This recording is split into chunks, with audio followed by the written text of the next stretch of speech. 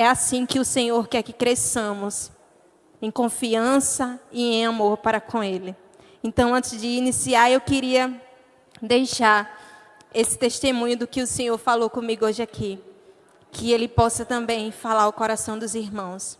Que os irmãos não desanimem, mas sempre busquem e se esforcem para estar presente no culto. Para que sejamos como brasas vivas fortalecidos pelo Senhor. Culto após culto, até o dia que o nosso Senhor voltará e nós estaremos com Ele eternamente em sua presença. Amém? Hoje, meus irmãos, eu quero falar sobre uma mensagem do profeta Miqueias para aqueles tempos e também para nós. E essa mensagem é acerca do governante do Senhor. O livro do profeta Miqueias, ele foi escrito em dias de profunda crise espiritual e social. Miqueias capítulo 5. O povo vivia em meio à opressão, à idolatria, à corrupção dos líderes e a ameaças constantes de invasões estrangeiras. Humanamente falando, aquele era um cenário desesperador. Mas é exatamente nesse contexto que Deus levanta seu profeta para anunciar não apenas juízo, mas também esperança ao seu povo. Em meio às notícias de derrota e destruição, Deus revela um plano de redenção que não depende do tamanho da cidade, da força militar ou da capacidade do ser humano. Ele anuncia que levantará um governante para si, alguém enviado por ele mesmo, alguém que traria a restauração verdadeira. Esse governante viria de um lugar improvável, possuiria origem eterna e governaria, não como um tirano, mas como um pastor que cuida do seu povo. É essa promessa que está diante de nós nesta noite. O anúncio de que Deus nos dá esperança. Nos dá esperança do seu governante. E hoje leremos Miqueias capítulo 5, versos de 2 a 4.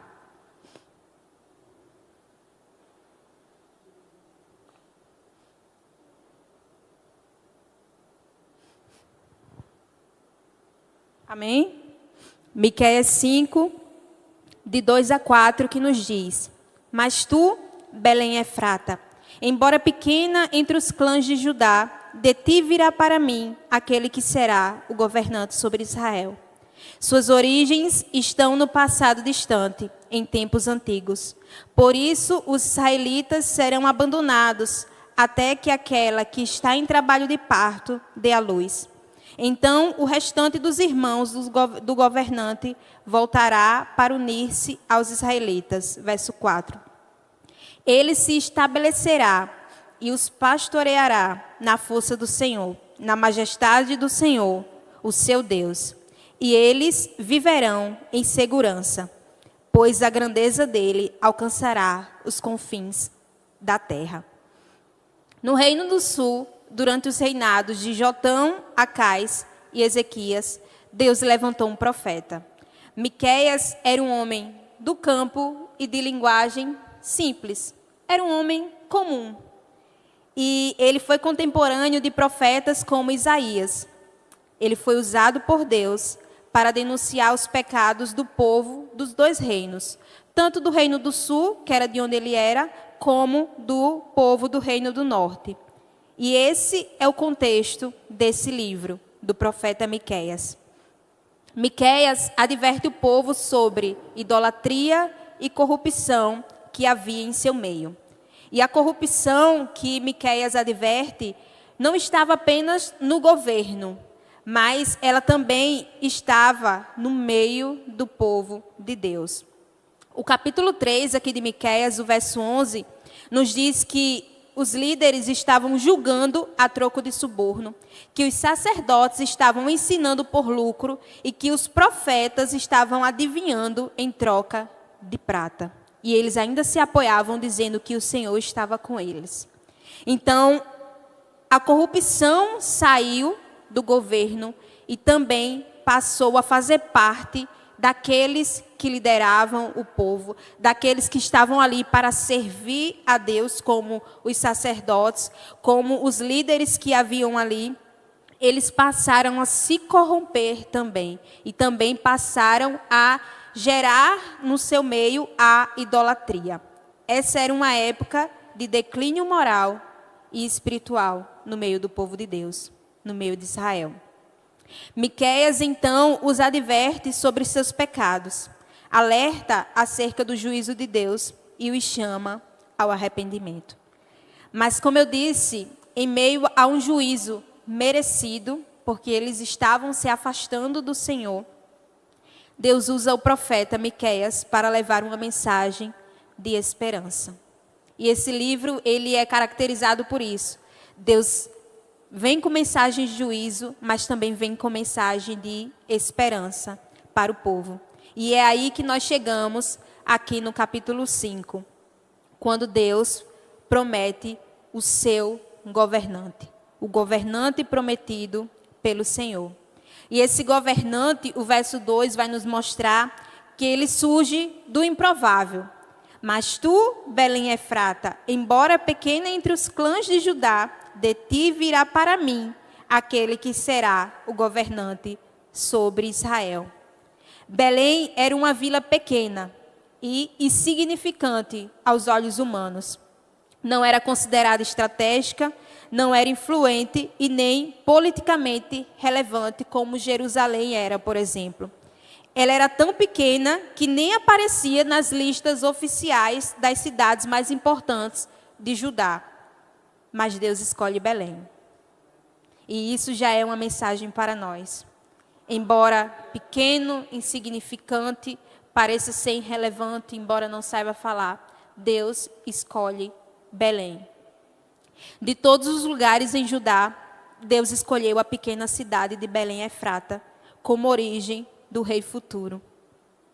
E muitos dizem que aqui diante de nós está um livro apenas escrito por homens, mas a própria Escritura se prova que ela foi dada por Deus e que ela é verdadeira. Porque 700 anos antes de Cristo vir ao mundo, Miqueias, assim como Isaías, que profetiza sobre como nasceria o Messias, aqui Miqueias está profetizando onde nasceria o Messias. Ele profetiza então com clareza sobre o nascimento de Cristo, 700 anos antes dele nascer. Em Mateus capítulo 2, versos 5 e 6, quando os magos eles perguntam ali onde está o rei dos judeus, nós vemos o sumo sacerdote e os escribas citando essa profecia, que em Belém nasceu o Messias, que em Belém nasceu o rei, porque assim estava profetizado, e aqui está a profecia diante de nós. E essa profecia se cumpriu. Humilde e pobre, Belém também foi onde nasceu o rei Davi, a qual foi lido aqui o texto inicial. A expressão que o profeta usa aqui, pequena demais, é uma referência tanto ao tamanho de Belém como à sua importância. Ela era insignificante para o povo, diante das outras cidades. Ela não tinha importância alguma. Belém era tão pequena que lá não poderia nem se juntar um pequeno exército. Era uma cidadezinha. Mas Deus fala, de ti virá para mim aquele que será o governante sobre Israel. Embora ocupassem posições de representantes do Senhor, o povo já não estava mais servindo ao Senhor. Eles tinham se afastado do Senhor, eles tinham se voltado para a idolatria, eles tinham se corrompido. E assim, então, como Deus fez com Davi, ele então faz aqui novamente. O governo não seria passado do rei para os seus descendentes, mas seria passado para o escolhido do Senhor, para o rei levantado pelo Senhor, como ele diz, de ti, de Belém, virá para mim, para o Senhor. Suas origens estão no passado distante, em tempos antigos, ou são desde a eternidade. Essa profecia que está aqui é de um governante, de um rei. Mas ele não é um mero homem. É o próprio Senhor que reinaria. Aqui já está descrita a pré-existência de Cristo. Que ele não foi criado, que ele não foi criação, que ele passou a existir quando veio a este mundo ali no ventre de Maria e encarnou, mas que ele já existia muito antes de seu nascimento.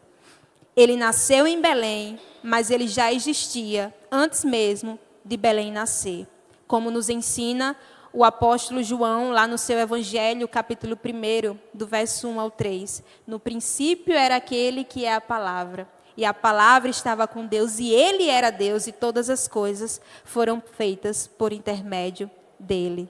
E é isso que o profeta Miqueias nos diz, que em Belém nasceria o rei, mas que esse rei já existia muito antes da própria Belém nascer, que esse rei, ele era eterno, que esse rei levantado pelo Senhor era o próprio Deus no meio do povo.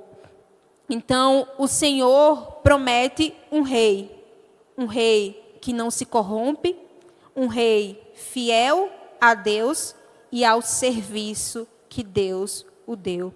E não apenas isso, ele também é o próprio Deus. Esse rei também é o próprio Deus entre nós. E esse rei, esse governante, ele não surge, ele não vem apenas do improvável. Ele também surge no tempo de Deus, no tempo exato de Deus. O verso 3, ele nos inicia dizendo: por isso os israelitas serão abandonados, até que aquela que está em trabalho de parto dê à luz. E assim segue dizendo: então o restante dos irmãos do governante voltará para unir-se aos israelitas.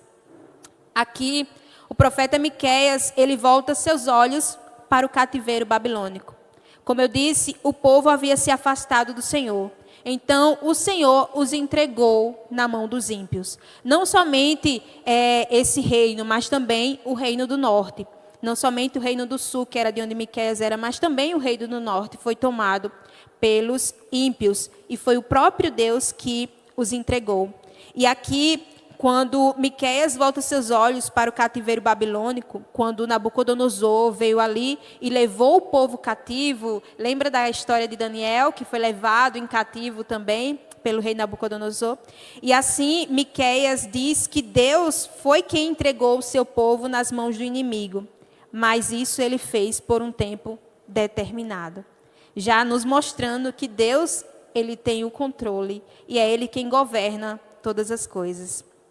E algo interessante aqui, lembra que eu mencionei que Deus estava fazendo aqui como ele fez com Davi, que ele não passaria o reinado para o descendente do rei, mas que ele passaria para o seu governante. Desde que o povo foi levado em cativo pelos babilônios, até a vinda de Cristo, não houve rei em Israel, porque o rei estava sendo levantado pelo Senhor. E ele foi levantado e ele veio a este mundo. O profeta, ele faz aqui, nesse verso, uma analogia entre as dores de parto de Maria e a chegada do Messias, a chegada de Cristo, com essa comparação, né, essa analogia com o cativeiro. Assim como a mulher grávida que chora ao sentir a dor de parto, que é grande, mas depois se alegra com a chegada do filho, que é uma alegria maior do que a dor, o cativeiro também teria um fim. Eles sofreriam, eles chorariam, eles lamentariam, como nós vemos vários salmos sobre isso, mas essa dor chegaria ao fim e eles seriam tomados de grande alegria, como foi lido aqui domingo no início do culto por Zuriel. Grandes coisas fez o Senhor por nós e por isso estamos alegres. O cativeiro teria um fim e com o fim do cativeiro, a unidade do povo de Deus seria restaurada. Deus aqui está dizendo que permitiria que os inimigos os tomassem, os levassem cativo, levassem para fora de seu reino, eles fossem mantidos ali em cativo, mas que isso seria no tempo de Deus, pelo tempo que ele determinou. Que depois disso eles se alegrariam, porque Deus juntaria novamente o seu povo para louvor da sua glória. E eles seriam governados pelo rei, mandado pelo Senhor. Antes da chegada do Messias, houve um período de disciplina, de silêncio e de espera. Mas Deus cumpre suas promessas no tempo certo. E Cristo veio na plenitude dos tempos, como nos fala o Novo Testamento. Cristo, ele veio exatamente quando tudo convergia para a sua vinda, para que o evangelho fosse propagado, para que tudo estivesse preparado para aquele exato momento o Messias encarnasse neste mundo e tudo fosse de acordo com a vontade do Senhor para louvor da sua glória. Com o nascimento do Messias, o Salvador do mundo, o povo de Deus então seria reunido para formar um único povo, um único rebanho. E este não será mais o Israel físico, mas agora o Israel espiritual. E aqui está a promessa do Senhor. E para nós a certeza de que Ele cumpre a sua promessa. Pois Mateus, Marcos, Lucas e João nos mostra Cristo veio a este mundo e já fez grandes coisas no meio dos homens, mostrando assim que aquele que havia sido prometido, o rei, veio para reinar e governar. E assim ele fará plenamente em seu retorno. Terceira coisa que nós vemos aqui no verso 4 é que esse governante, ele pastoreia com força e com cuidado. O verso 4 nos diz que ele se estabelecerá e os pastoreará na força do Senhor, na majestade do nome do Senhor, o seu Deus. E eles viverão em segurança, pois a grandeza dele alcançará os confins da terra. Miqueias, ele passa aqui da figura do rei para a figura do pastor. O príncipe da paz, ele não apenas reina, mas ele também apacenta o seu povo. Ele também viria para apacentar o seu povo. O governante do Senhor não é apenas um líder com autoridade, mas é também um pastor que cuida e que protege o seu povo. Como nós vemos no Salmo 23, o Senhor é meu pastor e de nada terei falta. O governante do Senhor, ele é um pastor que cuida e que protege o seu povo. O texto nos diz que ele se estabelecerá. O Messias não seria como um governante passageiro. Seu reinado seria eterno. Ele viria, se estabeleceria, ou seja, ele governaria eternamente sobre o seu povo. E então ele continua, ele mantém, nos dizendo que ele mantém seu povo seguro para sempre e eles viverão em segurança. Como um pastor que leva as ovelhas em segurança para boas pastagens, para lugares tranquilos, é o Senhor, o governante, o Messias prometido. E assim ele finaliza o verso dizendo: pois a grandeza dele alcançará os confins da terra. Aqui Deus está mostrando que o reinado de Cristo, ele não estaria limitado apenas a Israel, apenas aquele povo, mas que ele seria um reinado universal, sobre todos os povos, sobre todas as nações. E aqui está também a nossa missão. Já que o reinado de Cristo é universal, nós devemos então proclamar esse reino por toda a terra, para que todos os povos conheçam a glória do governante do Senhor. E como aplicação, meus irmãos, para a nossa vida, eu quero trazer algo realmente para nós. Porque muitas das vezes, eu sei que muitas pessoas leem, principalmente o Antigo Testamento, leem as promessas que eram feitas para Israel, e muitas nós vemos cumpridas ali, como do cativeiro e tantas outras. Nós vemos então a promessa do Messias, que foi cumprida, o Messias já veio. Mas disso, da palavra de Deus, Deus sempre coloca ensinamentos, aplicações às nossas vidas para o nosso dia de hoje, para a nossa vida hoje, como povo, como Israel espiritual do Senhor. E é isso que eu quero fazer diante desse texto, nessa noite. Nós estamos vivendo um período que se chama o Advento, que é esse início de dezembro até o Natal, que é esse período de preparação e recordação acerca do nascimento de Cristo. Breve nós celebraremos, daqui a alguns dias nós celebraremos, então, o Natal, essa memória do nascimento de Cristo. Mas, enquanto isso, o Senhor nos faz recordar dessa preparação. Enquanto o povo ali ansiava e esperava, estava diante do silêncio de Deus, estava diante também da disciplina de Deus e esperando pela promessa do Senhor a ser cumprida, nós estamos aqui a nos lembrar dessa esperança e dessa espera. E o livro de Miqueias, ele é contemporâneo, ele é vivo e está falando também dos nossos dias. É por isso que eu quero trazer esse texto para nós. Se nós olharmos as advertências que Miqueias traz sobre corrupção, é algo que acontece em nossos dias. Corrupção não apenas do governo, mas dentro de muitas igrejas também, estão se corrompendo em busca daquilo que o mundo oferece, em busca de glória para o seu próprio ego. E é isso que o texto fala para nós essa noite. As mensagens dos profetas, se nós olharmos os livros dos profetas, nós vamos observar que sempre tinham uma advertência, um juízo e uma mensagem de esperança. E diante dessa mensagem da promessa do governante, do Messias, qual é a advertência que o Senhor tem para nós? Diante desse livro de Miqueias, a advertência para nós é que os nossos dias também são caracterizados por corrupção, assim como nos tempos de Miqueias. Dos governantes a muitas igrejas. E não só isso, as pessoas têm se agradado em fazer o mal e estão rejeitando os padrões de Deus. Que isso também é uma advertência que Deus traz aqui ao povo no capítulo 7. Que eles estavam tendo prazer no mal. Que eles estavam se alegrando em fazer as coisas erradas. Que eles não estavam tendo mais prazer em andar conforme a vontade do Senhor. E isso é uma advertência para nós.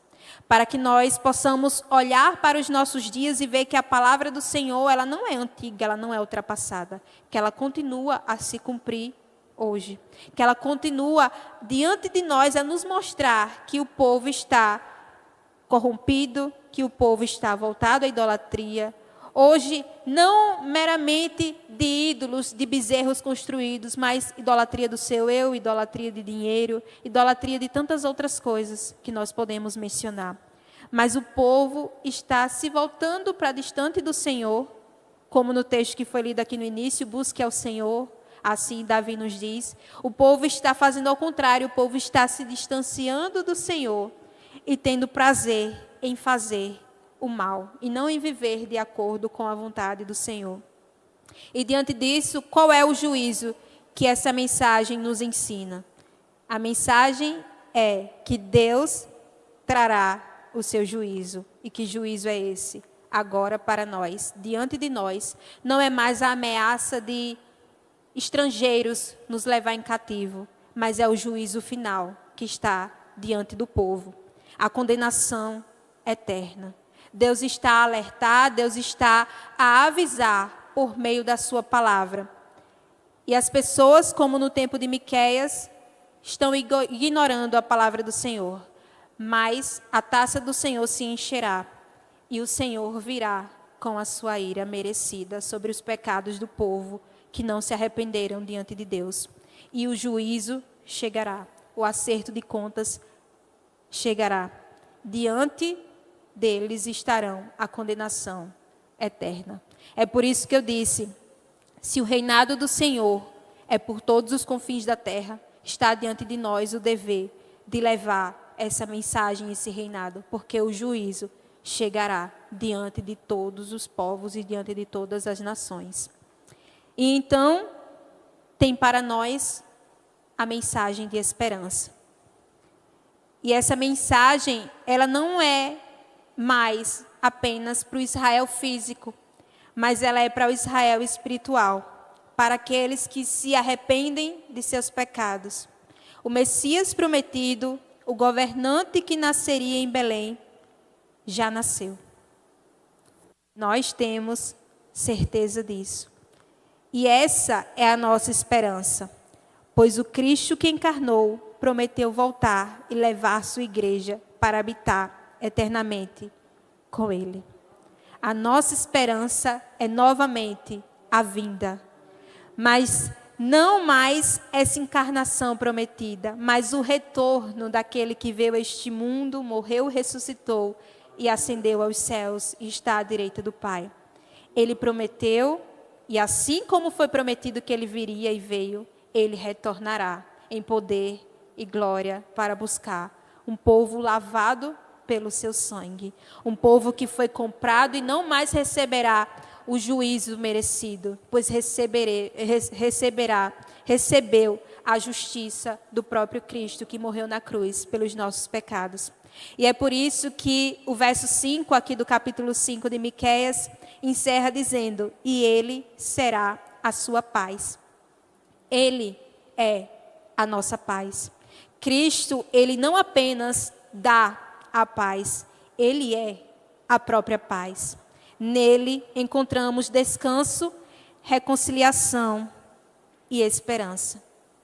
Como eu disse, estamos a poucos dias de celebrar o Natal. Momento esse que nós recordamos o nascimento, a encarnação do nosso Messias, do nosso Cristo. Que esse momento possa nos lembrar que o menino que nasceu naquela humilde manjedoura é o Rei do Universo. E que o seu nascimento possa encher o nosso coração de expectativa pela sua vinda, pelo seu retorno. Maranata, ora vem, Senhor Jesus. Que ao celebrarmos o Natal, que não venhamos estar esse mês, estar nessas festas, apenas com a mente em celebrações, em comidas, em luzes, em decoração. Mas na memória de que fazemos isso porque o tempo foi dividido antes e depois dele. Ele veio a este mundo, encarnou entre nós, cheio de graça e de verdade, como João diz, a sua luz resplandeceu. E foi ela que iluminou o nosso ser, para que nós hoje estivéssemos aqui, em luz, a resplandecer pelo Espírito a palavra do Senhor. Então, que possamos ser lembrados disso, que aquele bebê naquela manjedoura é o Rei do Universo, que existia muito antes de tudo isso existir, e que ele existirá eternamente. Por isso ele nos garante que as promessas feitas por Deus se cumprirão. E ele prometeu que voltaria para nos buscar. Então que isso possa estar vivo em nosso coração, diariamente, na certeza de que temos um pastor que governa e ele caminha ao nosso lado, nos protegendo e nos livrando de todo mal. E não há nenhum senhor, não há nenhum governante neste mundo, nesta terra, maior do que o governante do Senhor. Então, que essa mensagem possa nos encher de esperança e de alegria. E que Deus possa abençoar a igreja do Senhor, que Deus possa abençoar essa igreja. E eu agradeço ao Senhor, ao pastor e à igreja novamente por essa oportunidade. E eu agradeço em nome de Jesus.